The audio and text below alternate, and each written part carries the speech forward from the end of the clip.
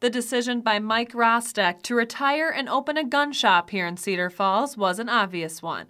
There has not been a shop focused solely on guns in Cedar Falls for many years, and he has been passionate about them his entire life. I'd like to also have my grandsons be able to have the same opportunities I've had, and I wanted them to see that somebody could start something from nothing and build it without the government's help. In a mere 3 weeks, he has already seen a customer base develop. Mark Harn is from Arizona. He has a concealed weapons permit and carries a gun with him much of the time for protection, but he uses them mostly for sport.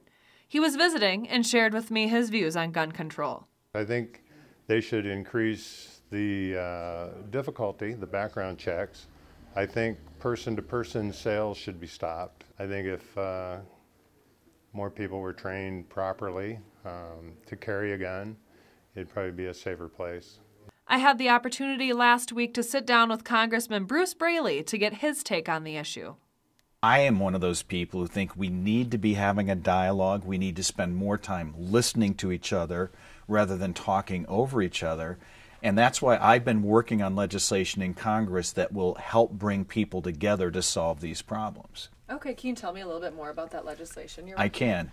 I'm honored to serve on the Energy and Commerce Committee, and the Oversight Subcommittee is chaired by a psychologist who's a Republican and a good friend of mine named Tim Murphy.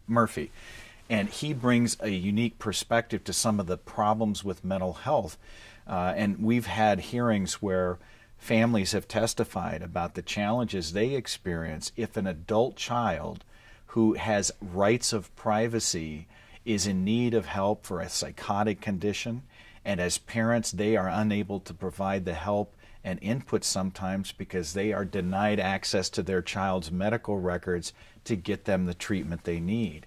So there are barriers in terms of trying to get people help who may be at risk for committing an act of violence with a weapon, and yet in some states we see very little reporting that's required under existing law to make sure we keep guns out of the hands of people who shouldn't have them because of some mental or criminal background.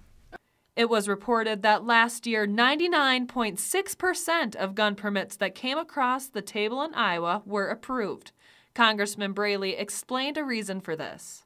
Well, that was because of a decision the legislature made to eliminate some of the discretion that county sheriffs have in making decisions on who is issued a concealed weapons permit.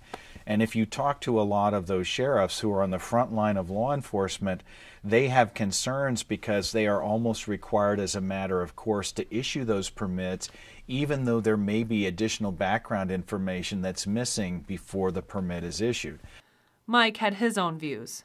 Overall, it's a good thing, but I'd just like to see more people take training classes to make sure they know how to handle the gun correctly, and it would make them feel much better with that weapon. There's plenty of people out there willing to teach. There's classes, and you can go out to a gun range and ask somebody that knows what they're doing, and they'll help you. When it comes to massacres like what happened in Newtown, throwing more laws at it, it's going to make you feel good temporarily that somebody did something, a politician has done something, but they've done nothing to stop it. They can throw all the laws at it they want, it'll never be fixed, and it'll never stop what happened. Shortly after the tragedy at Newtown, I posted on my Facebook talking about the fact that the challenges with gun violence aren't my problem, they aren't Congress's problem, they're our problem. Every one of us has a stake in reducing gun violence in this country. For UNI-TV, I'm Katie Huinker.